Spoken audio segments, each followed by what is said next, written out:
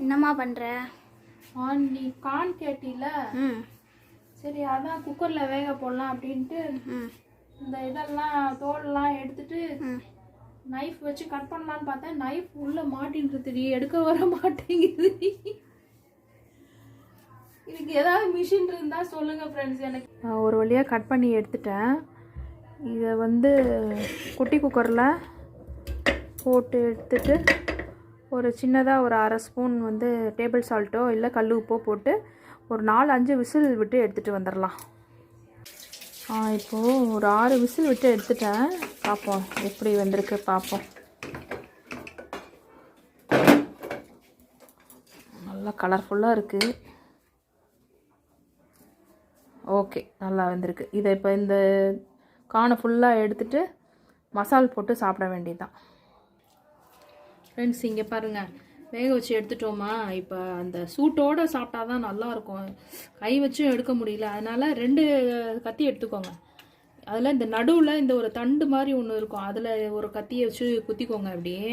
ஏன்னா நம்மளால் பிடிக்க முடியாதுல்ல, அதனால் கத்தியால் இப்படி இப்படி பிடிச்சிண்டு இங்கே பாருங்கள், இப்படியே எடுங்க. சீக்கிரம் வந்துடுது பாருங்கள். இது ஒரு நல்ல ட்ரிக்கு தானே. ஓகே, வருது. இப்படியே ரோல் பண்ணி கொஞ்சம் கொஞ்சமாக எடுத்துட்டோம்னா சீக்கிரம் சூட்டோடு சாப்பிட்றலாம்.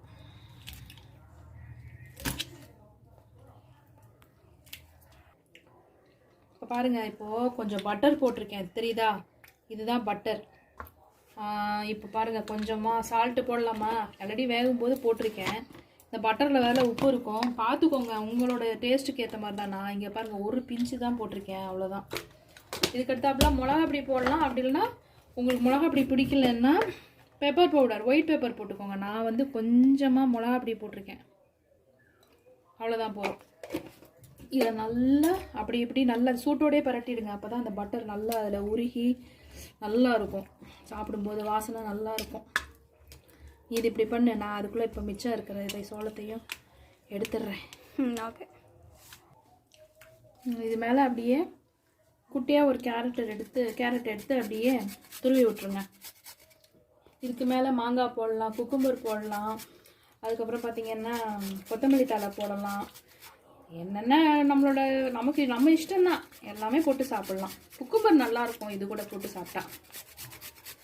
ட்ரை பண்ணி பார்த்துட்டு சொல்லுங்கள், கமெண்டில் சொல்லுங்கள். எனக்கு லைக் பண்ணுங்கள், ஷேர் பண்ணுங்கள்.